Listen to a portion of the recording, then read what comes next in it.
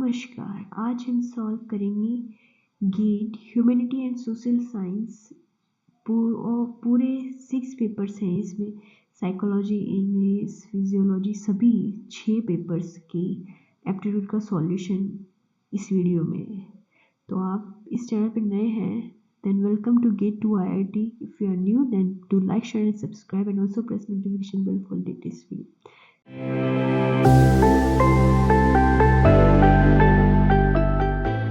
First question is verbal English का question है, ठीक है। तो question 2 is in a locality the houses are numbered in a way the number of houses on one side of road are consecutive odd number. तो जो दे रखा है वो हम लिखते जाते हैं कि क्या क्या हमें डेटा दे रखा है। तो यहाँ पे दो साइड्स हैं। Let consider this is one side of road, this is second side of road. तो इसमें कह रखा है कि on one side of the road are consecutive odd number starting from 101। तो यहाँ पे कुछ घर हैं, ऐसे कुछ हाउसेस हैं और ऐसे ही चलते जा रहे हैं। तो यहाँ से नंबर स्टार्ट रहा है 301। इस घर का नंबर 301 है और ये ऑड नंबर है। तो नेक्स्ट नंबर आएगा 303, देन नेक्स्ट नंबर आएगा 305 एंड सो ऑन। फिर दे रखा है while the house number on the other side are consecutive even number starting from 302। तो यहाँ पे सामने वाले घर कहाँ से स्टार्ट हो रहे हैं? 302 से, और वो इवन नंबर है। तो 302 के बाद आएगा 304, फिर आएगा 306, ये इवन नंबर है। ऐसे नंबरिंग की गई है हाउसेस की। The total number of houses is the same on both sides of the road. दोनों side same number of houses हैं। तो इसका मतलब हम समझ लेते हैं कि 101 के सामने 302 है, सिमिलर 303 के सामने 304 है। और ऐसे ही मतलब ऐसा नहीं होगा कि एक साइड एक ही घर है, एक साइड नहीं है, दोनों साइड सेम घर है, ठीक है। If the difference of sum of the houses between two sides of the road is 27. Sum of the houses between two side और उनका डिफरेंस लेना है, ठीक है। तो हम पहले लिख देते हैं वन साइड का हम सम लेते हैं 305 प्लस डॉट डॉट डॉट, इसको हम लेट एज्यूम कर लेते हैं m, ठीक है, क्योंकि हमें सम का डिफरेंस ढूंढना है। दूसरी साइड का सम होगा 302 plus 304 plus 306 plus we don't know how many houses are there. तो so we are just taking the possible numbers, ठीक है। तो ये हो गए m और n, और हमें क्या पूछा गया है? Difference of the sum of the houses between two side of the road is 27. So that is m minus n is equal to 27, or we can say n minus m is equal to 27. Okay, यहाँ negative का तो कोई issue है ही नहीं, यहाँ हमें सम 27 दे रखा है, ठीक है। Then the number of houses on each side of the road, तो हमें पूछा गया है कि दोनों साइड कितने घर हैं, ठीक है। तो अब हम क्या करेंगे? इसमें दे रखा है कि दोनों साइड का सम का डिफरेंस क्या है? 27 है। तो हम क्या करते हैं, उनका डिफरेंस ले लेते हैं, m माइनस एन या n माइनस एम कर देते हैं, ठीक है। तो चलिए आगे सॉल्व करते हैं। देयरफॉर हम ले लेते हैं n माइनस एम, क्योंकि ये बड़ी वैल्यू है तो हमें वैसे भी नेगेटिव आएगा तो पॉजिटिव ही करना रहेगा। तो हम ये करते हैं। तो यहाँ n है 302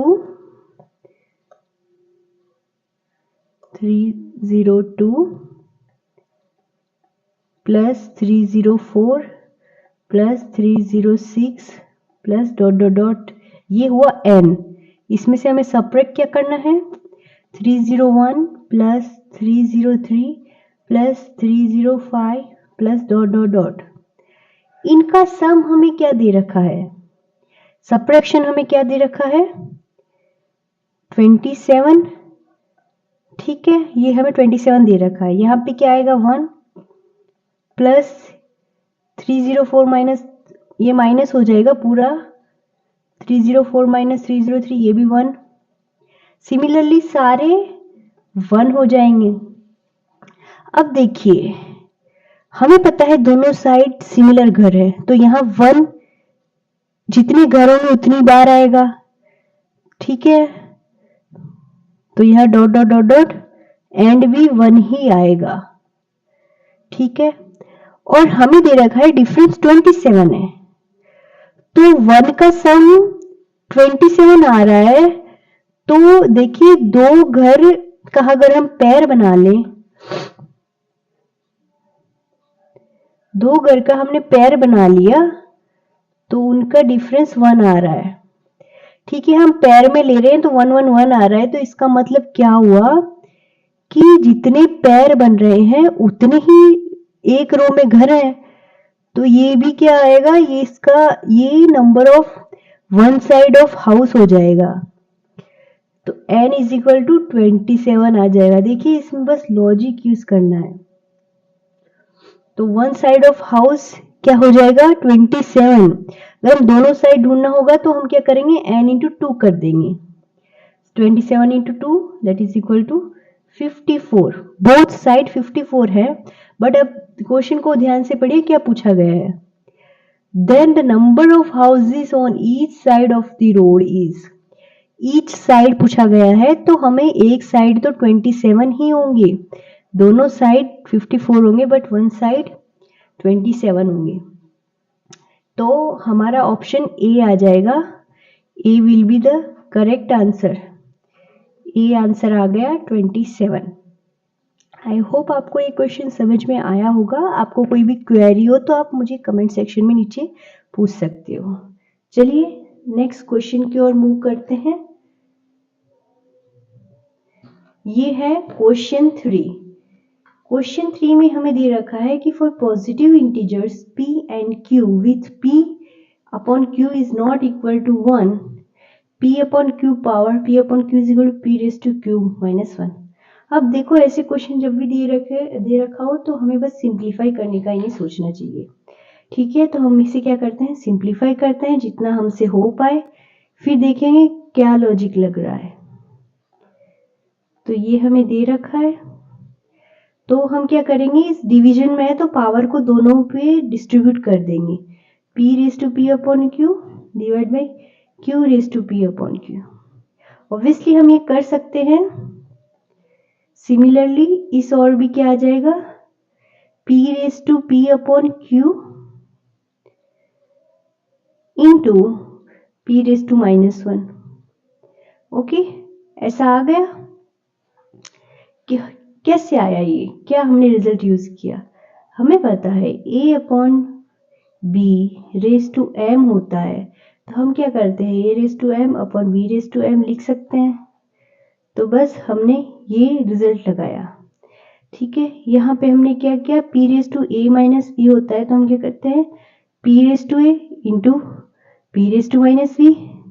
ओके, तो ये हमने, ये दूसरा रिजल्ट है, ये लेफ्ट है राइट हैंड साइड लगाया, ये हमने लेफ्ट हैंड साइड लगाया, ठीक है। अब आगे सॉल्व करते हैं, तो ये आ जाएगा, ये देखिए p raise to p upon q this side भी है दिस साइड भी है, ये दोनों साइड है, तो ये कैंसिल हो जाएगा, ठीक है। तो यहाँ पे आ जाएगा 1 upon q raise to p upon q is equal to p raise to minus 1 है तो हम 1 अपॉन p लिख सकते हैं, ठीक है। अब हम p को लेफ्ट हैंड साइड ले आए, q को राइट हैंड साइड ले जाए, तो ऐसा आ जाएगा। ओके, अब हम क्या करेंगे, दोनों साइड हम पावर लगाएंगे, power q on both side. Okay, तो p raise to q is equal to q raise to p upon q into q, दोनों साइड हमने q लगाया, ठीक है। Therefore p raise to q is equal to q raise to, यहाँ q cancel हो जाएगा, तो यहाँ पे बचा q रेज टू p, तो ये हमारा आंसर आ जाएगा। तो p raise to q is equal to q raise to p, ये हमारा आंसर आ गया। देखिए कौन से ऑप्शन में ये है, ऑप्शन ए। तो ऑप्शन ए हमारा करेक्ट आंसर हो जाएगा। इसमें कुछ नहीं करना था, जस्ट सिंप्लीफाई करना था और हमारा आंसर आ जाएगा। ठीक है, चलिए अब नेक्स्ट क्वेश्चन की ओर मूव करते हैं। क्वेश्चन 4, इसमें हमें दे रखा है विच one of the given option is possible value of x in the following sequence. इस सीक्वेंस में हमें x की पॉसिबल वैल्यू ढूंढनी है। ठीक है, तो हमें पहले तो ये सीरीज है ये लिख देते हैं।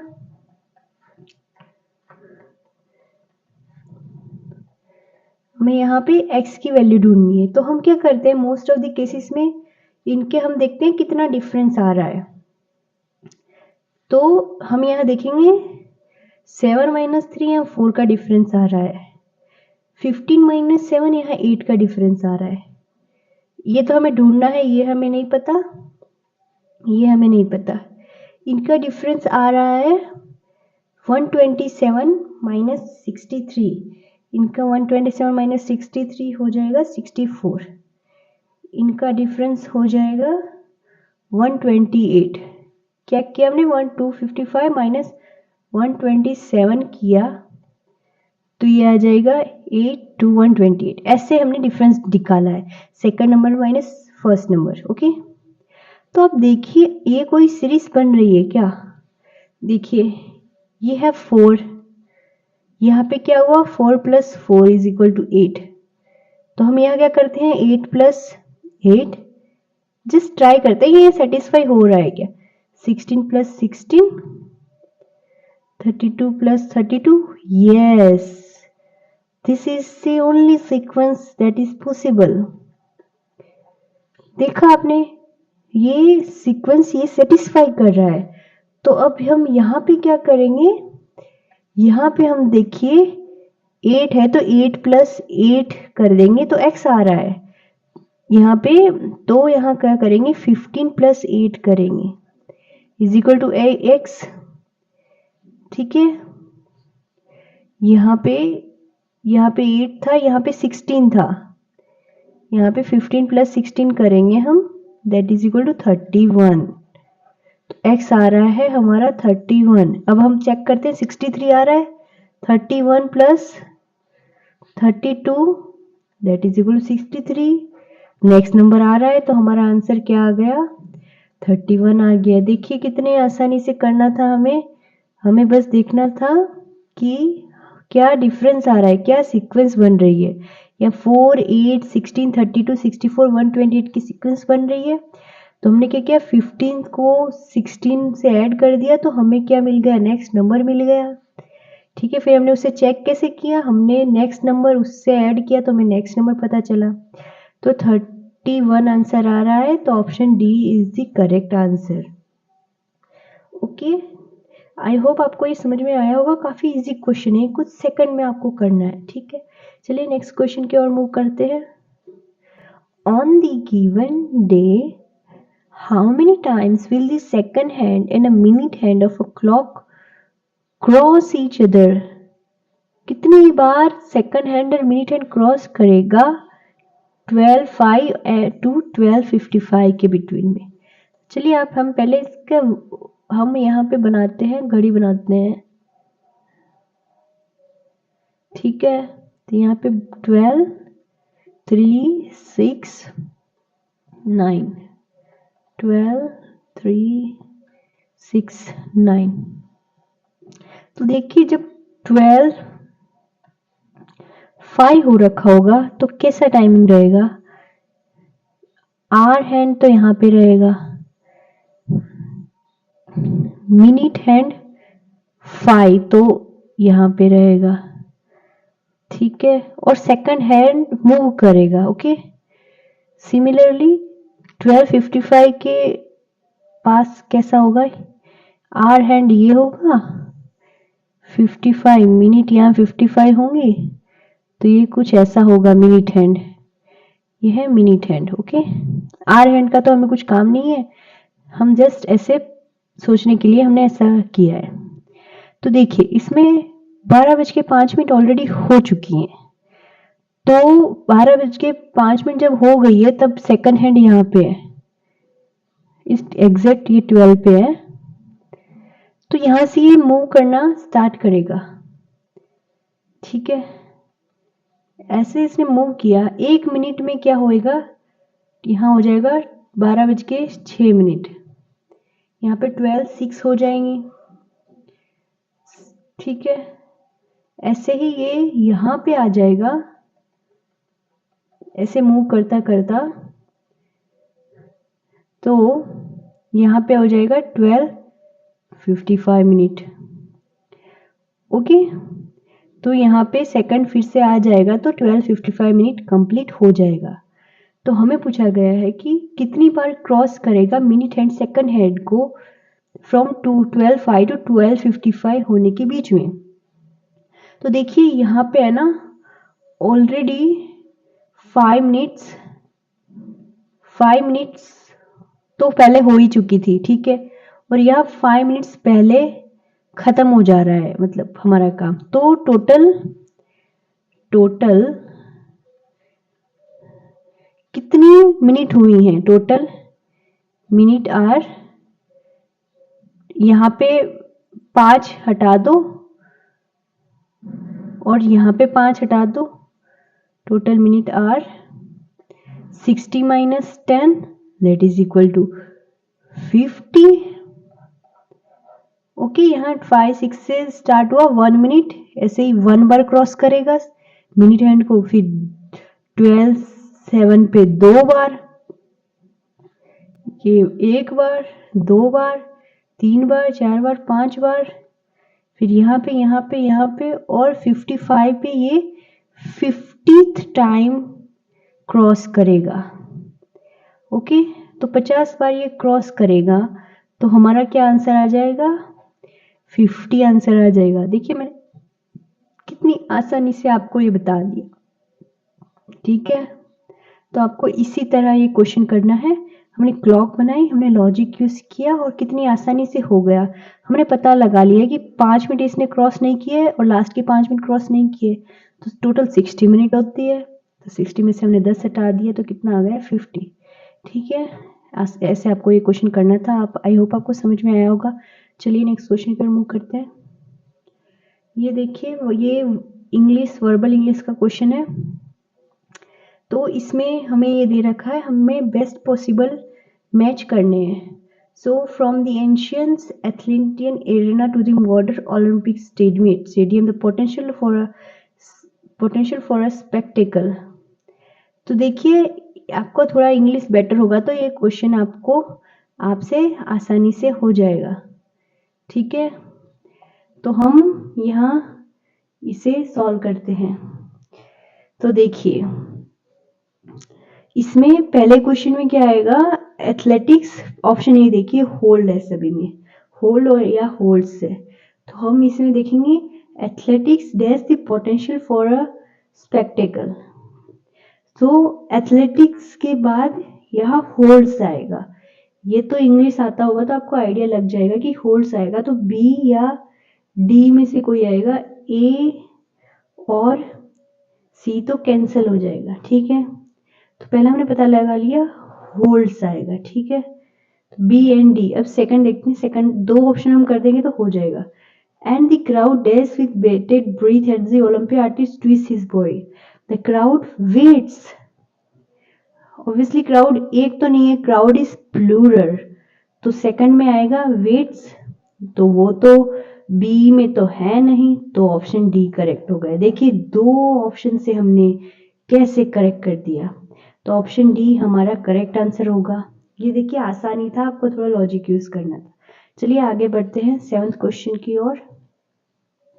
तो 7th क्वेश्चन है, 3 distinct sets of indistinguishable twins are to be seated on a circular table, has 8 identical chairs. Unique seating arrangements are defined by the relative positions of the people. How many unique seating arrangements are possible such that each person sitting next to their twin? तो इसमें हमें क्या दे रखा है, इसमें हमें round arrangement है, सर्कुलर टेबल है, ठीक है। ऐसे 8 सीट्स है, ओके, और 3 पेयर हमारे पास है ट्विंस के।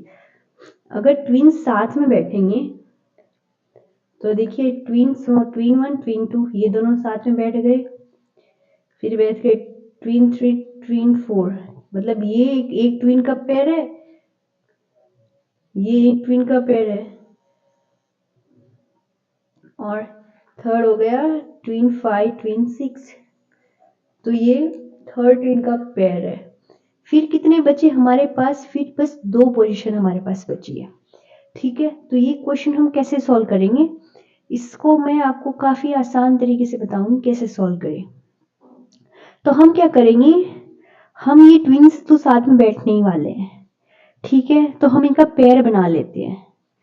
इसको हम T1 नाम दे देंगे, इसको हम T2 और इस थर्ड पेयर को T3, 3 पेयर बना ली, ठीक है।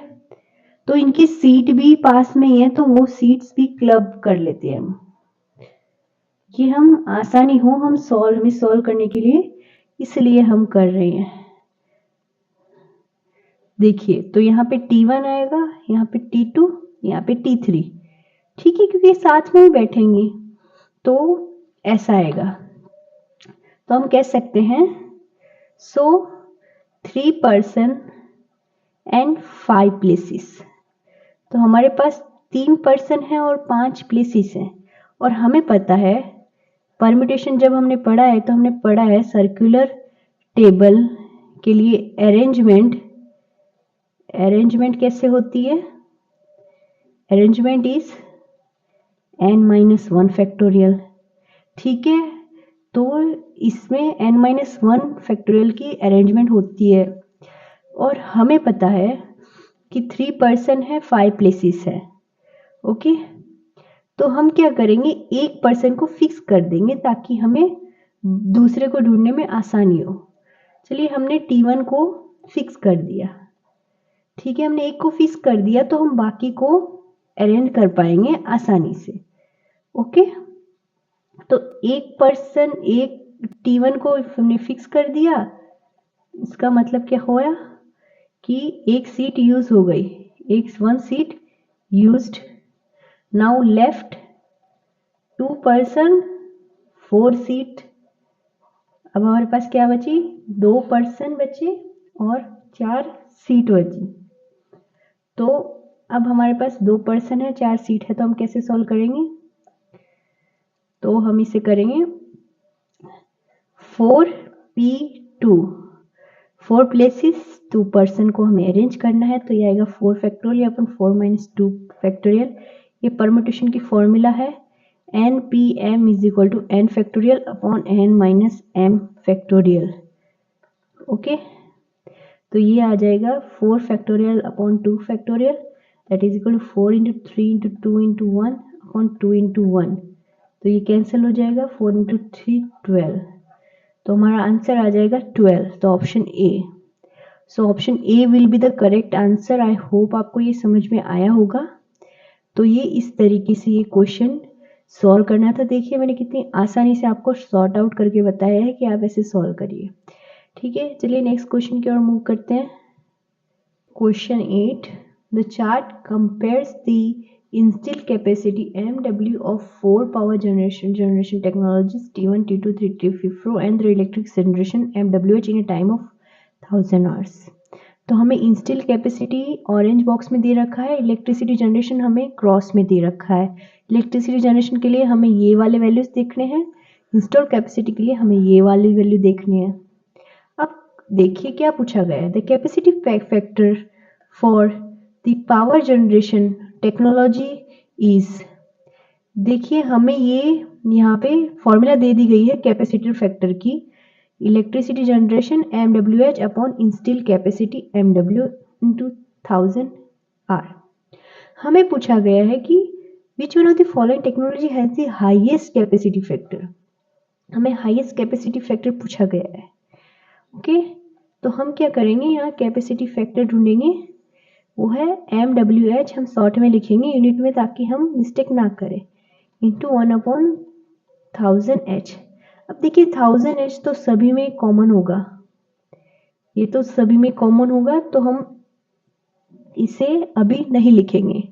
हम ये तो सभी में फैक्टर कॉमन रहेगा, हमें हाईएस्ट ढूंढना है, तो हम क्या करेंगे, इन दोनों का हम MWH को MW की वैल्यू से डिवाइड करेंगे, हम देख लेंगे क्या वैल्यू आ रही है। ठीक है, तो हम देखेंगे कैपेसिटी फैक्टर फॉर T1। सो पहले हम ये T1 का देखते हैं। तो MWH हमें यहाँ दे रखा है 1000, और इसमें इलेक्ट्रिसिटी जनरेशन हमें दे रखी है 10,000, हमें ये दे रखा है 10,000/20। तो ये फर्स्ट का दे रखा था 10,000/20। अब CF2 देखेंगे, हम T2 का देखेंगे, ये हमें दे रखा है MWH is 9,000 and this is 30, so 9,000/30। now CF-T3 is equal to, T3 हमें दे रखा है 7,000 और ये दे रखा है 15, so 7,000/15। और CF हमें लास्ट T4 का capacity factor for T4 is equal to, last दे रखा है हमें, ये है 8,000, नहीं हमें ये देखना है, ये है 12,000 divide by 40, 12,000 divide by 40। Okay, अब हम क्या करेंगे, इन्हें सॉल्व कर लेंगे तो हमें आंसर पता चल जाएगा। So it will be 500, it will be 300, it will be 4 into 100। सो ये हमें डिवाइड करना पड़ेगा, सो ये आ जाएगा 466.66, ये आ जाएगा 00 कट 300। देखिए हम क्लियरली देख पा रहे हैं कि capacity factor of T1 maximum 500 आ रहा है इन सभी वैल्यू में, तो हमारा आंसर ए आ जाएगा T1। ओके, देखिए कितना आसान था, हमें बस इसमें ये ऊपर वैल्यू दे रखी है ये ढूंढना था और हमने कंपेयर कर लिया तो हमें पता चल गया ए आंसर आएगा। ठीक है, आई होप आपको ये समझ में आया होगा। चलिए नेक्स्ट क्वेश्चन की ओर मूव करते हैं। ये है नेक्स्ट क्वेश्चन, क्वेश्चन 9। इसमें हमें दे रखा है कि इन अ 4x4 array shown below, each cell of the first 3 column has either a cross or a number as per the given rule। So हमें ये दे रखा है ये box, the number of cell represent the count crosses around its immediate neighbor, left, right, top, bottom, diagonal। ये कैसे हमें numbering दी गई है, देखिए इस नंबर के अराउंड एक क्रॉस है, ठीक है, तो यहाँ नंबर 1 आएगा। यहाँ 2 नंबर क्यों आएगा, क्योंकि एक क्रॉस यहाँ है, एक डायगोनल है, इसलिए इसे 2 नंबरिंग दी गई। सिमिलरली सभी के लिए, तो हमें यहाँ पे क्या नंबर आएंगे वो निकालना है और हमें देखना है maximum possible crosses in last column, C4 column में मैक्सिमम क्रॉसेस कितने होंगे। तो अब यहाँ जो नंबर आएगा देखिए उसके इमीडिएट में यहाँ पे ये नंबर देखिए 2 है, तो इसका मतलब क्या हुआ कि इस नंबर के पास 2 क्रॉसेस हैं। ओके, एक तो ये हो गया, फिर यहाँ हो सकता है या फिर यहाँ हो सकता है, एक क्रॉस हो सकता है। ठीक है, हमें अभी के लिए पता नहीं है। ठीक है, इसमें 2 में से एक में क्रॉस होगा। अब नेक्स्ट की ओर मूव करते हैं। यहाँ पे 3 है, ओके, तो यहाँ पे 3 है, तो यहाँ पे 3 क्रॉसेस होंगे, तो ये हो गया फर्स्ट क्रॉस, ये सेकंड, यहाँ पे एक हो सकता है या फिर यहाँ पे एक हो सकता है, पॉसिबिलिटी हम देख रहे हैं। ओके, फिर यहाँ पे है 4 का मतलब इसके पास 4 क्रॉस होंगे, ये एक हो गया, ये 2, ये 3, तो यहाँ पे पॉसिबिलिटी है यहाँ पे हो सकता है या फिर यहाँ पे एक क्रॉस हो सकता है। ओके, सो ये हमने पॉसिबिलिटी देखी। अब हम पुट करके देखेंगे कि अगर हमने एक क्रॉस यहाँ पे रख दिया, चलिए हम यहाँ पे एक क्रॉस रख देते हैं। अभी देखिए फिर यहाँ पे क्रॉस नहीं आएगा। ओके, तो ये चलो ये 2 है, इसके पास ये सेटिस्फाई हो गया। यहाँ पे 3 के पास 1 2 3 क्रॉस हो गए, चलो ये भी सेटिस्फाई हो गया। ओके, अब देखिए यहाँ पे क्रॉस नहीं होगा। अब यहाँ पे क्या आएगा वो हम बाद में पता लगाएंगे। यहाँ पे कोई नंबर आएगा। अब यहाँ पे 4 है तो यहाँ पे क्रॉस है, यहाँ पे तो आ नहीं सकता। चलिए तो हम यहाँ दूसरा क्रॉस रख देंगे। ओके, तो यहाँ पे 2 क्रॉस हमने रख दिए। अब यहाँ पे नंबर आएगा तो यहाँ पे जो भी नंबर होगा उसके पास क्या है, एक क्रॉस इधर है एक क्रॉस इधर है, तो यहाँ पे क्या आएगा 2, बिकॉज एक क्रॉस यहाँ डायगोनल में कोई क्रॉस नहीं है। अब इसके पास 2 नंबर आ गए। अब यहाँ पे जो क्रॉस आएगा उसके पास देखिए 1 2 ट्रू क्रॉस है, तो इसमें भी 2 नंबर आ गए। तो यहाँ पे टोटल क्रॉस तो 2 ही आए हैं, मैक्सिमम क्रॉस कितने आए हैं 2। देखिए कितना आसान क्वेश्चन है। तो यहाँ पे ऑप्शन सी आंसर हो जाएगा 2 क्रॉस। ओके, तो ये क्वेश्चन आपको ऐसे सॉल्व करना था। यहाँ पे तो हमारा आंसर हो जाएगा सी 2 क्रॉस। अब देखिए हम नेक्स्ट क्वेश्चन देखते हैं, क्वेश्चन 10। चलिए अब हम देखते हैं क्वेश्चन 10।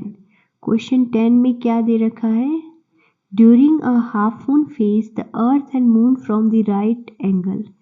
ये एक राइट एंगल बनाएंगे और if the moon earth sun angle of this half moon is measured 89.85, the ratio of the earth sun and the earth moon distance is closest to. तो हमें ये पूछा गया है, तो हम क्या करेंगे, पहले तो जो दे रखा है, जो हमें दे रखा है वो हम बना देंगे। एक राइट एंगल बन रहा है बाय सन, यहाँ पे है सन, यहाँ पे है मून और यहाँ पे है अर्थ। ओके, आपको ये थोड़ा अच्छा लगे दिखने के लिए तो इसे पूरा सन बना देते हैं। मून को हम बना देते हैं इस कलर का। ओके, और अर्थ तो ब्लू ही होता है। ओके, तो ये हमें बन गया सन मून एंड अर्थ। अब हमें दिया गया है कि अर्थ मून और सन के बीच में क्या है, राइट एंगल है। तो ये क्या हो गया, राइट एंगल हो गया। If moon earth sun makes an angle of, ये एंगल दे रखा है 89.85 degree, then the ratio of the sun earth and the earth moon, ये रेशियो हमें पूछा गया है क्या होगा। ओके, हमें ये क्या एंगल होएगा, हमें पता है कि ट्रायंगल का सम कितना होता है, एंगल्स का सम होता है 360 डिग्री। ये 90 हो गया, दिस इज क्लोज टू 90, तो ये आ जाएगा 0.15 डिग्री। इन दोनों का सम ऐड करेंगे तो 90 + 90 ये 180 होता है। ओके, 360 मैंने सर्कल का लिख दिया, सम 180 होता है ट्रायंगल का। ये 90 है, 89.85 है, तो ये 0.15 डिग्री आएगा। अब हमें देखना है डिस्टेंस ऑफ अर्थ सन, हमें रेशियो पूछा गया है upon distance of earth moon. Okay, earth sun, this is earth sun, this is earth moon, हमें ये पूछा गया है। तो ये हो जाएगा cosec theta of 0.15 degree. What is cosec theta? Cosec theta is hypotenuse upon opposite, is equal to hypotenuse upon opposite.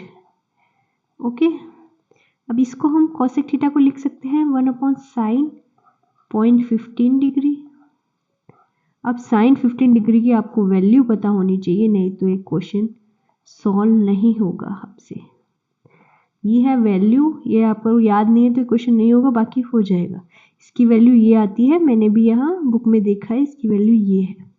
तो फिर आएगा इसका 381.97 समथिंग है। तो ये इसका आंसर आ रहा है, दैट इज इक्विवेलेंट टू 382। तो 382 इज ऑप्शन बी, तो ऑप्शन बी करेक्ट आंसर होगा। तो ये क्वेश्चन आपको ऐसे करना होता है, इसमें आपको ये वैल्यू पता होनी चाहिए, ये वाली, तभी आपसे ये क्वेश्चन हो पाएगा। ठीक है, अब हम चलते हैं नेक्स्ट क्वेश्चन की ओर। वो है हमारा फर्स्ट क्वेश्चन जो हमने छोड़ा था। चलिए, तो फर्स्ट क्वेश्चन का मैं आपको जल्दी से बता देती हूँ, इसके आपको मीनिंग पता होनी चाहिए, तभी आपको से ये क्वेश्चन सॉल्व होगा, नहीं तो आपसे ये क्वेश्चन सॉल्व नहीं होगा। ठीक है, तो चलिए देखते हैं। If this denotes the increasing order of intensity then the meaning of the word. चलिए, अब सीमर का मीनिंग होता है, इसका मीनिंग होता है simmer is equal to low level of anger. इसका देखो लो लेवल ऑफ एंगर हो रहा है, तो इसका क्या हो रहा है, इससे ज़्यादा स्ट्रॉन्गर एंगर, थोड़ा सा ज़्यादा। स्मॉलर मतलब इंटेंस एंगर, बहुत ज़्यादा गुस्सा। ओके, अब हमें यहाँ पे थर्ड वर्ड ढूंढना है। ब्रेक का मतलब क्या होता है, ब्रेक का तो मीनिंग हमें पता है, टू डैमेज या थोड़ा सा फ्रैक्चर कर देना किसी को। रेस का मतलब होता है कंप्लीटली डिस्ट्रॉय, पूरी तरीके से उसे डिस्ट्रॉय कर देना। और इसका जो भी वर्ड आएगा उसका मीनिंग होगा ग्रेटर डिस्ट्रक्शन, बहुत ज़्यादा हमने उसे तोड़ दिया। यहाँ कंप्लीटली डिस्ट्रॉय, बट यहाँ हमें to destroy demolish but not fully, पूरा नहीं। ओके, अब हम इन वर्ड्स के मीनिंग देखते हैं, फिर हम कंपेयर करेंगे। ऑब्स्टिक्यूट का मतलब होता है टू मेक अनक्लियर, ये तो इसका तो कोई रिलेशन बैठ ही नहीं रहा। दूसरा का मीनिंग होता है to completely wipe out, completely मिटा देना। अब दूसरे का मीनिंग देख लेते हैं, ये हो सकता है to break something into pieces. Fracture का मतलब होता है to break something into pieces. And फिजियोर का मतलब होता है टू क्रैक और स्प्लिट।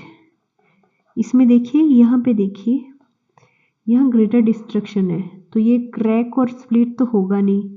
यहाँ ब्रेक समथिंग पीसीस में तो नहीं हो, पूरा ही हमें नष्ट कर रहे हैं, तो यहाँ आएगा obliterate to completely wipe out.